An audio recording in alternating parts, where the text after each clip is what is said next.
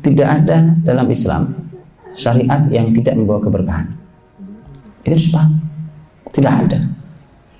Ma anzalna 'alaikal Qur'ana litashqa.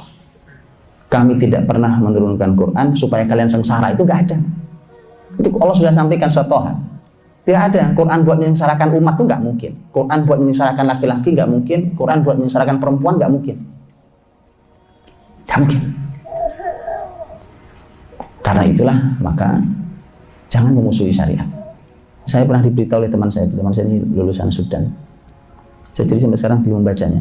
Tapi beliau cerita tentang bahwa beliau pernah baca tentang masuk Islamnya, kalau nggak salah ahli statistik Jerman, kalau nggak salah, setelah Perang Dunia Kedua, hanya gara-gara membaca ayat poligami dalam Quran.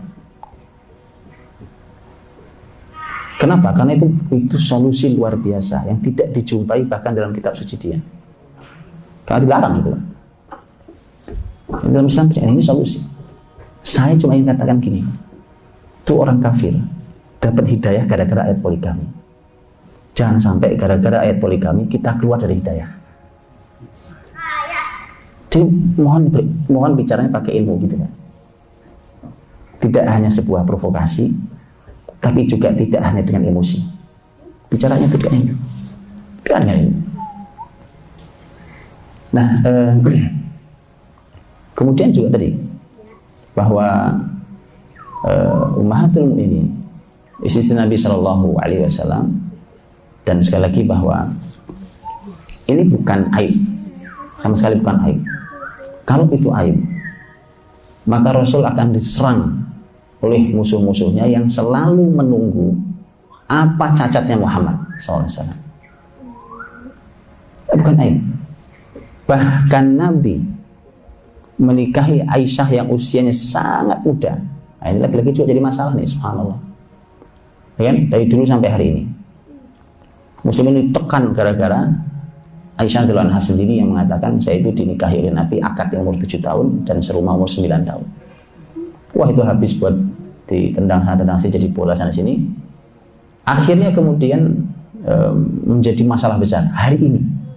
Padahal antum tahu, Nabi dulu akad dengan Aisyah itu, posisi Aisyah masih di Mekah, di mana Nabi masih berhadapan langsung dengan orang-orang Quraisy. Dan Nabi SAW serumah dengan Aisyah sudah di Madinah. Saat itu Nabi bahkan perang. Dan itu kalau namanya perang itu kan pasti ada banyak kembang-kembang mukaddimahnya segala macam, bukan cuma perang fisik. Pasti diserang habis kalau itu cacat. Tapi tidak ada satupun kalimat orang jahiliyah, siapapun itu, mau Abu Jahal, mau Abu Lahab, mau siapapun itu, tidak ada yang menyerang bahwa Muhammad menikah dengan anak usia sangat kecil itu adalah cacat. Saya cuma heran, jangan-jangan jadi jahiliyah baru hari ini, lebih jahiliyah dari Abu Jahal, Abu Lahab.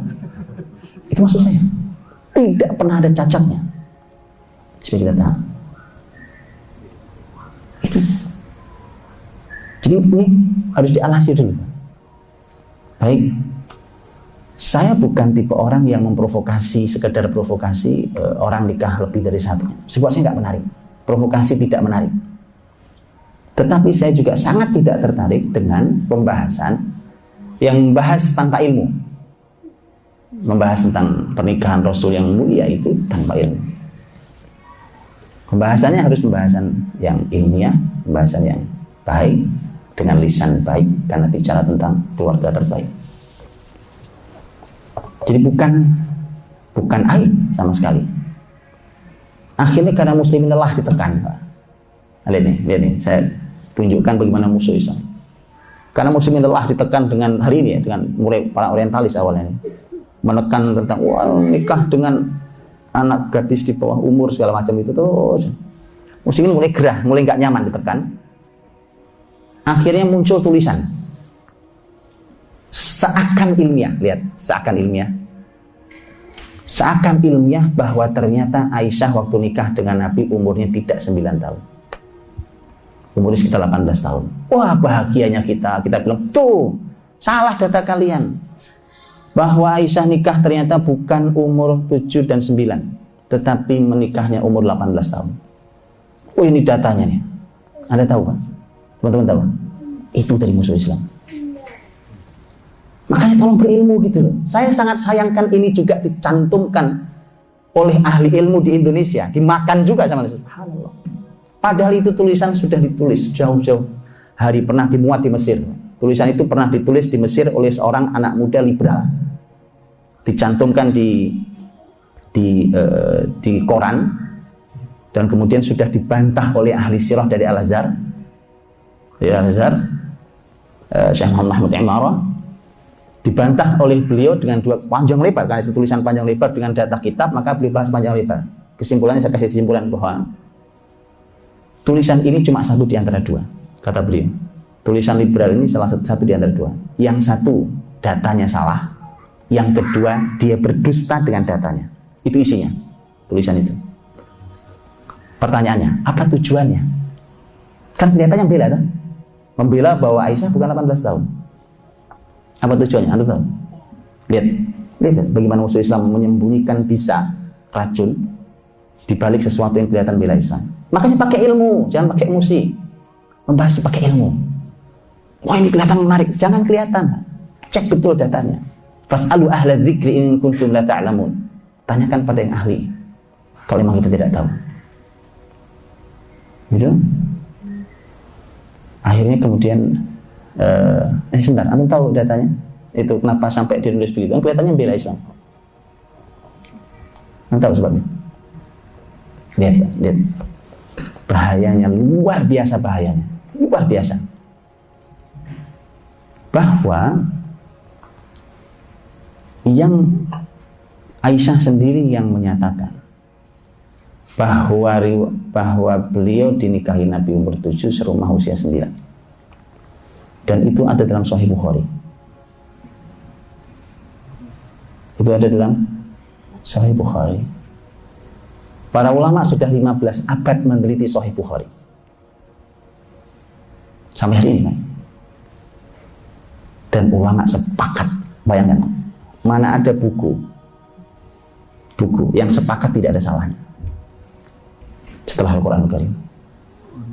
Ini Sahih Bukhari. Kalau ada satu yang cacat, oh ternyata ini tidak sahih. Begitu buka satu celah, bukankah kemudian membuka celah berikutnya? Kalau gitu layak diteliti ulang Sahih Bukhari. Dan satu lagi, ini bahaya banget. Bahwa kalau begitu 15 abad ini para ulama tidak teliti dalam membahas hadis, dan ini sangat mungkin terbuka peluang mereka juga tidak teliti dalam membahas Quran, membahas fikih, membahas yang lainnya. Wah, bahaya luar biasa, Pak. Yang mau diruntuhkan adalah syariat ini. Antum lihat itu. Kayak gitu loh kok dimakan juga sama ilmuwan di Indonesia. Subhanallah. Kayak gitu loh ada. Nah ini. Karena teman-teman, dan antum tahu, itu di Indonesia dibawa. Saya pernah dibawa bukan hanya oleh ilmuwan Sunni ya di sini. Ilmuwan Syiah juga senang bawa itu. Iya. Di Indonesia nih, senang. Saya pernah dengarkan juga ceramahnya. Senang sekali dia. Kenapa? Tadi, karena di Syiah Sahih Bukhari, Sahih Muslim itu bukan panduan. Mereka punya kitab hadis sendiri. Gitu. Itu kan.